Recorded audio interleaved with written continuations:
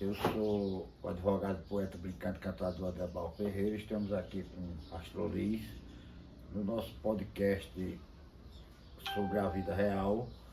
É o episódio terceiro, né, Liz? Esse terceiro episódio, sou astróloga e cartomante. Somos aqui do Rio Grande do Norte. E hoje a gente tá com lua cheia em Gêmeos, uma lua cheia de hábitos, de rotina, de dia a dia, de experimentos. Virgem é um signo que fala sobre metodologia, então é um ótimo dia para a gente botar em prática aquilo que a gente quer que a gente tenha todos os dias, né? E o tema de hoje, Painho? Hoje a gente vai falar sobre a crença, os deuses, deusas e entidades com base na Constituição Federal. A gente chama de com foco na fé e na cidadania. Por quê? Porque está no artigo 5º da Constituição, que está todas as nossas garantias individuais, no inciso 5, dizendo que é garantido a todos o direito de crença. E o direito de crença, ele permite também o direito de descrença. É como o direito de ir e vir, ele permite também o direito de ficar. Então o direito de crença, ele é pleno. O Brasil é um Estado laico, quer dizer, separado da religião. Eu começo respondendo uma pergunta que alguém fez sobre se tem alguma relação a ver religião com Saúde mental. A religião, ela é considerada como ciência no campo religioso, né? Como ciências humanas, a religião eu sou portador de transtorno esquizoafetivo, sou alcoólatra em tratamento com sucesso no CAPS A3, com redução de danos, e posso falar sobre isso. Né? A pessoa ter uma fé e praticar os cultos e numa igreja poderão amenizar os transtornos das pessoas que têm essa estratégia e se dão bem. E aí a gente não tem nada a dizer que não é positivo, né? Uma pessoa que acredita, que paga seu dízimo. Até porque a fé ela vai muito mais além dessa questão do templo, né? A fé ela é uma coisa muito ampla. A fé é aquilo que eu acredito quando não tem mais no que acreditar.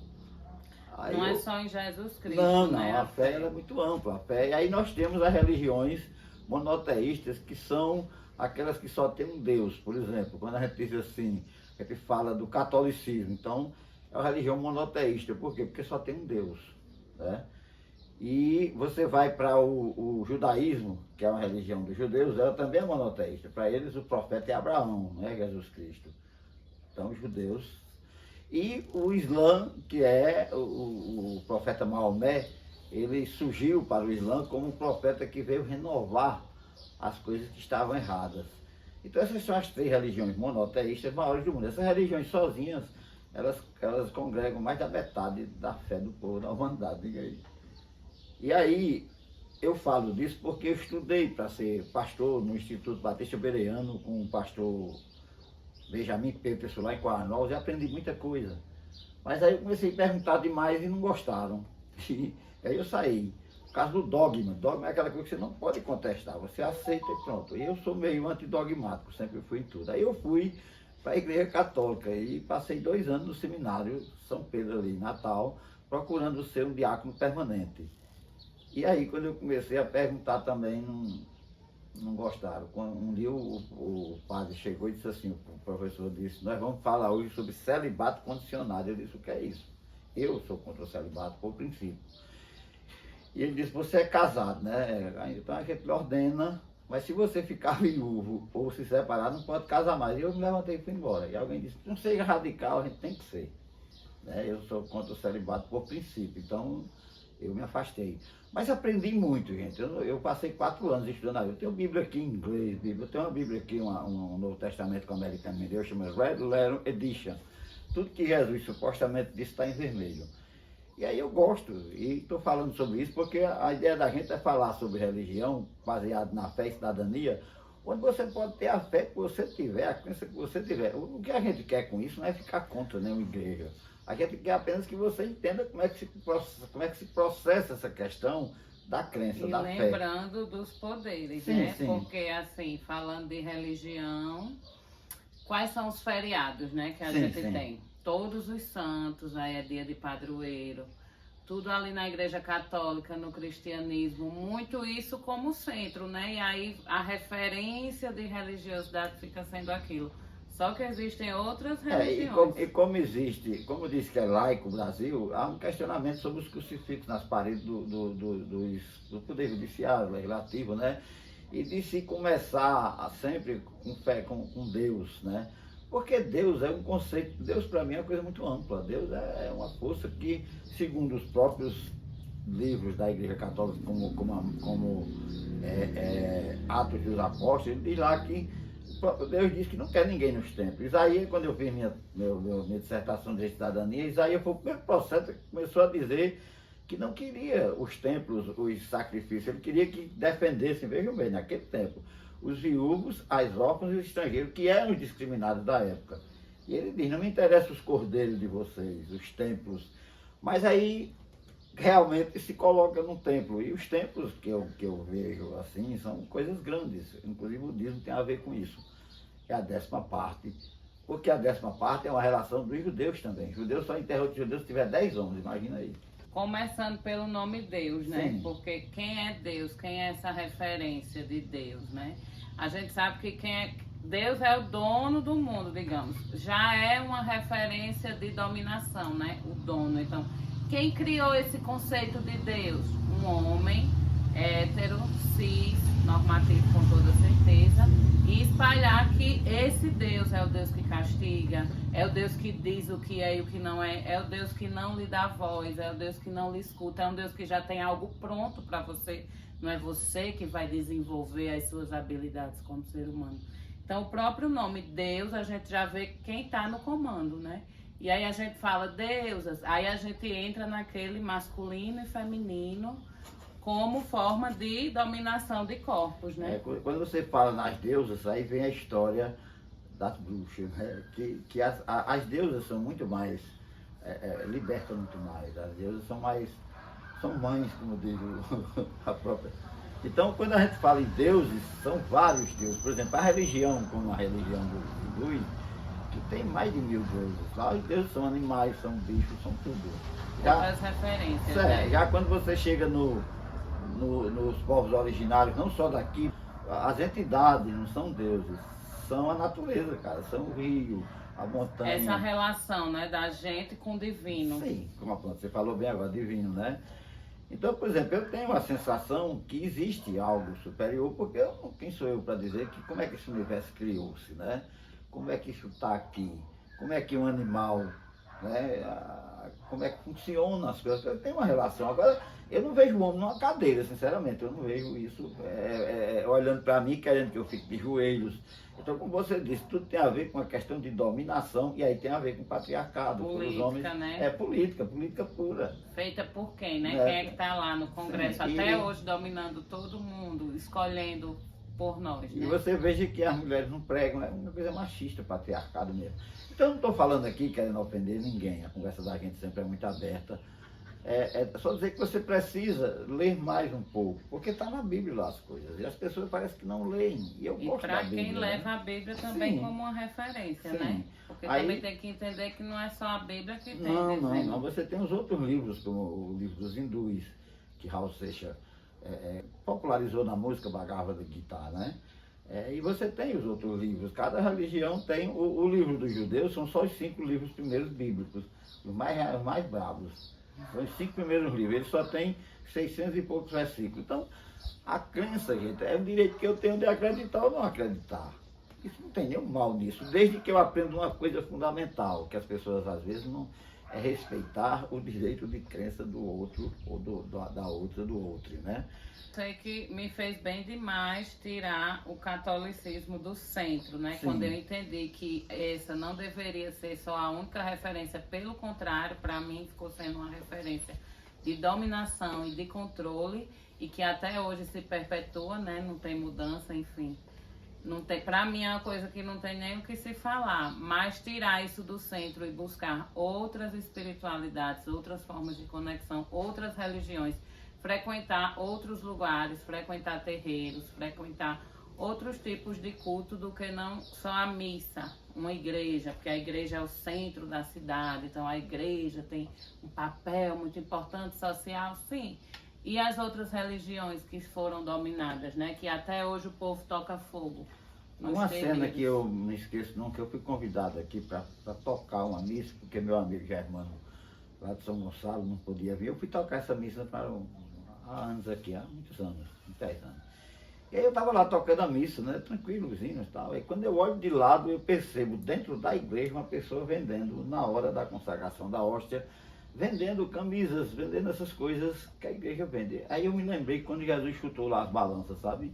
Houve uma revolta, porque era do mesmo jeito que se fazia. O templo servia fora do templo de comércio. Tenho respeito por quem pratica. Hoje não saio mais da minha casa para ir num templo, porque às vezes que eu tentei, foram meio negativos. Uma vez eu estava aqui no Texto dos Homens e uma pessoa do meu lado disse: que danado aquele homem não solta aquele microfone. E aí eu, como sou irreverente, eu disse: irmão, dá licença aí, o que isso é porque o irmão está querendo falar aqui, que ele, se você não solta o microfone, essa pessoa chateou-se comigo. E eu disse: vai pecar para lá, rapaz, nós estamos no templo. Então eu me afastei, mas tenho respeito, né? Eu, quando entrei na Igreja Batista, foi fantástico, Liz. Eu vinha da rua no sábado à noite, ir para casa, e eu vi aquela igreja, uns cânticos tão bonitos, o povo tão, né? Aquilo me tocou de uma forma que eu entrei nessa religião, eu comecei a frequentar porque eu quis, ninguém me fez a cabeça. E aí quando eu entrei lá, o pastor queria que eu levasse as pessoas, que eu não sei o quê, e aí foi quando eu comecei a sentir a questão do dogma, né? Um tinha raiva disso, outro tinha raiva daquilo, e aí foi criando, foi havendo, né? Foi de uma igreja, foi criando outra. Então a fé é uma coisa muito grande, não é só você se pensar em Deus. A fé é quando eu acredito, a esperança, quando eu acredito numa coisa que não tem mais no que acreditar. E às vezes a gente vê que tem outras pessoas ali trabalhando para você poder realizar aquilo que você quer. E eu acho que quando a gente fala em Deus, em espiritualidade, né, tem uma coisa muito forte assim na humanidade, que é a supremacia da mente. Como se a mente fosse mais importante do que o corpo. E aí trazer as experiências para o corpo, uma dança, um teatro, um movimento, uma caminhada, isso foi se perdendo na humanidade e hoje a gente está virando o quê? Um monte de... voltando ao movimento pré-histórico. Então, quando a gente vai ver também, existem relações que não são inteligentes, né? São relações que são equivocadas, ao meu ver, porque se a gente está aqui na Terra, a gente tem esse corpo. Esse corpo é quem permite que a gente realize tudo isso. Não tem para que eu pensar em evolução, tenho que pensar no meu próprio ser, no ser coletivo, no ser da Terra, no ser que manifesta aquilo que a gente é em essência e não o que querem nos dizer. Desde a hora que a gente nasce, o povo já sabe o que a gente tem no meio das nossas pernas. É a primeira exposição. Vocês vejam como a conversa aqui é assim, é uma conversa livre, né? Free, como a gente chama. Eu, sinceramente, por formação mesmo, eu passei 40 anos, gente, nos movimentos sociais do Rio Grande do Norte. E eu passei por opção também, não foi? Eu achei que... Eu sempre tive um quê assim, desde pequeno, né? Na feira eu fiz minha carroça. Eu sempre fui... E depois eu descobri uma coisa fantástica. O Ben-Hur foi o filme mais assistido no ano que eu nasci. E eu tenho uma história com o Ben-Hur incrível, porque foi um dia que mãe proibiu de eu assistir esse filme. Eu fiquei com esse problema. Você vê como é interessante, não é coincidência as coisas, as coisas acontecem porque há um propósito, há uma coisa. Há uma inteligência. Há uma inteligência que as coisas acontecem. Por exemplo, quando eu falo aqui da crença, eu digo a você, o direito de ir e vir permite o de ficar. O direito de crer permite também o de não crer. Porque não crer também já é uma crença negativa daquilo que está estabelecido, imposto. Né? Então, por exemplo, eu hoje tenho certeza, eu tenho essa convicção, dá para você sentir, que mora comigo, eu não tenho mais nenhum interesse pela vida de outra pessoa, a não ser, às vezes a pessoa chega aqui toda, o que é isso aí? Às vezes eu analiso e não dou a sugestão, porque ela vai sair dizendo que foi eu que disse, eu passei 30 anos sendo advogado, então eu tenho uma certa responsabilidade. Como eu estou dizendo aqui a vocês, eu não estou sendo contra nem a favor, nada, eu estou expressando a realidade que aconteceu comigo. Né? Então, por exemplo, hoje eu sou uma pessoa que me libertei dos dogmas. Eu sempre fui assim, meio que rebelde não, sempre fui meio contestador das coisas, e eu colocava em prática como eu coloco hoje. Se você aprende uma coisa e não põe em prática, não é aprendizagem, é conhecimento acumulado, porque, como Paulo Freire dizia, a leitura do mundo. Eu gosto de ler o mundo, não baseado só naquilo que eu penso, mas nas mudanças. Eu mudei muito depois que disseram que eu sou doido, que eu tenho atestado, e eu não contesto isso, porque é loucura, todo mundo tem um pouco. Não, a gente é louco mesmo, porque a loucura, como eu disse, é só uma ruptura contra a ditadura dessa coisa normal. Você tem que ser assim, você tem que estar numa caixinha. Eu não. Eu não preciso ser e nem preciso andar chutando balde de ninguém. As pessoas não entendem. Se achar no direito, Sim, né? De destruir o que é do outro Sim, e invadir. sim. Porque é meu, eu tenho que conhecer isso. E às vezes você não precisa estar ali, você não precisa. E esse comportamento de invadir o espaço do outro, ele geralmente é criminoso. Ele é homofóbico, é crime. Ele é racista, é crime. Ele é racismo religioso, é crime. Então, se você for olhar, crime não é só matar e roubar. Eu não matei nem roubei, depois nós vamos falar sobre isso aqui. Os crimes que existem no Brasil. Né? Muita gente tem coisa que não sabe o que é crime, é. Por exemplo, maltrato de animal, abandonar um animal no lugar ermo, um animal pequeno, como chegou um gatinho aqui recentemente. Então, depois nós vamos falar sobre isso. O que é crime? Criminoso não é só uma pessoa que anda assaltando. Criminoso é quem comete um crime, pela formação da palavra. Tá cheio de criminosos. As pessoas por aí praticam os crimes e acham que não. Né? Elas têm, quando eu digo a vocês o seguinte, na minha redação, na minha dissertação da cidadania, do meu curso, eu baseei 3 coisas. Você é obrigado a votar, né? E você é obrigado a pagar imposto, porque a palavra é imposto. E eu digo sempre isso, Liz, quando o mendigo recebe R$10 que ele compra o que comer, ele paga R$3,60 de imposto também, não tem essa coisa, E sabe? as grandes fortunas estão Não, isentas o quilo de de feijão para mim, Elon Musk, se morasse no Brasil, é o mesmo preço, né?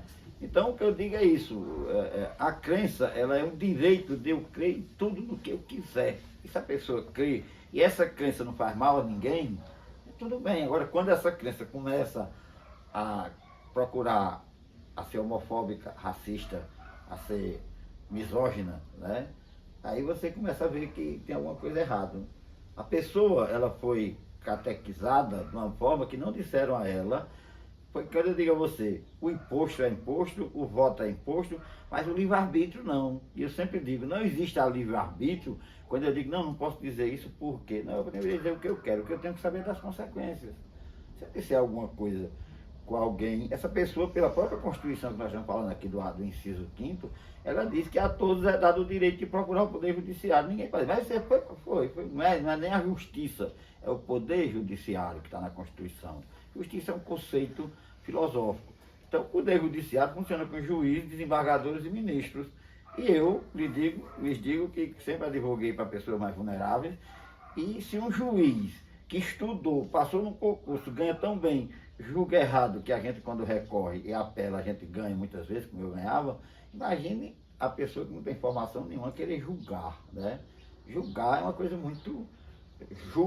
Não, o povo diz o juiz ganha não sei quanto para julgar e você aí jogando de graça. Então, gente, é isso. A conversa da gente vai ser sempre assim, né? A gente não tem nenhuma pretensão de querer revolucionar, apenas levar conhecimentos. Estamos abertos, né? Quando alguém perguntou se a religião e a saúde mental tem alguma coisa a ver, pode ter.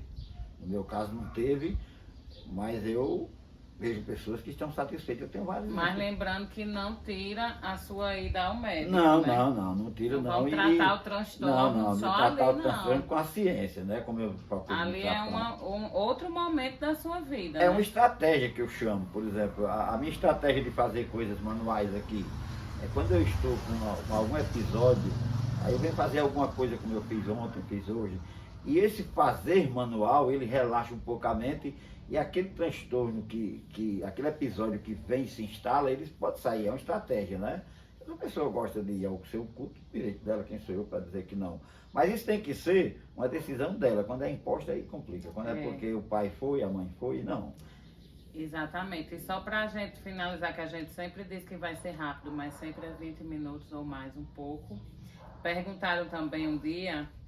como é viver, o que é que eu acho de viver magicamente, como seria, né? E eu acho que é isso, é a gente se conhecer com tudo que a gente puder e tiver direito e conseguir, inclusive mapa astral, se quiser tem aí o link na descrição para agendar o seu mapa comigo.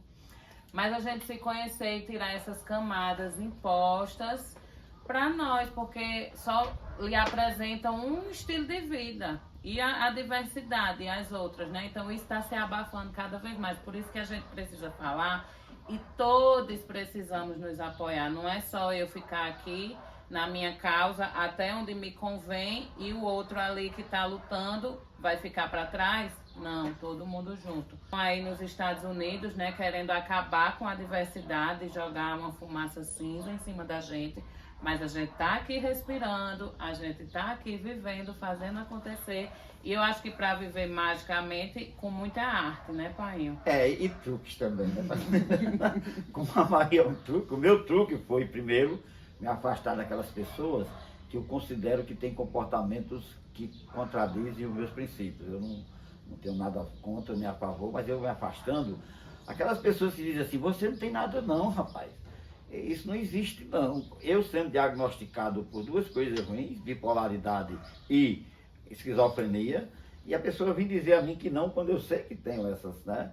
Então é complicado. Então o que é que eu faço? Hoje a minha estratégia é me afastar de certos ambientes agressivos, ambientes assim que quando você chega as pessoas estão procurando, e eu não converso mais com pessoas que me perguntam, que querem entrar na minha vida para que eu dê satisfações, não. A minha satisfação estou dando a vocês aqui, assistam aqueles que quiserem, eu tenho 5.000 amigos no Facebook, tenho 3.050 pessoas que seguem minhas coisas no Instagram, tenho 500 contatos no WhatsApp só, né? Eu não Sigam pretendo. a gente nas outras redes sociais, também tem aí embaixo. No YouTube é Debal Silva, @, veja como eu brincando às vezes, eu digo, eu vou criar o cuia, porque arroba é uma medida de peso que pesa gado, né? Que pesa uma arroba de carne. Então eu estou querendo criar a cuia. Cuia não é ponto com, não, cuia é ponto sem, brincando, né? Para ver se faço uma coisa diferente. Bom. E você que gostou, curte, comenta, compartilha, manda para quem você acha que vai gostar de saber, fazer parte desse debate. Comenta aí o que é que você acha sobre esse tema, sobre deuses, deusas, deuses. E é isso. E quinta-feira nós vamos falar sobre a questão dos crimes, né? A noção de crime. Comenta aí o que é que vocês querem saber de crimes. Eu sei que tem muita gente aqui que gosta de acompanhar muitas questões de crimes por aí também. Mas assim, também entender que não é só serial killer, né? Também tem os crimes que acontecem ali bem burocráticos. Tem o serial Neubers, que é os vizinhos, né? Os próximos também tem uns seriais que são horríveis. Eles ficam olhando para o que é que você está fazendo. E é incrível como eles têm essa satisfação nisso, né? Eu não tenho nenhum prazer de... Eu passei 30 anos na advocacia, como eu disse aqui, e a maior parte dos processos que eu apelei eu venci porque os juízes julgaram equivocadamente. Bom, então boa tarde. É isso, gente. Beijos. Até quinta.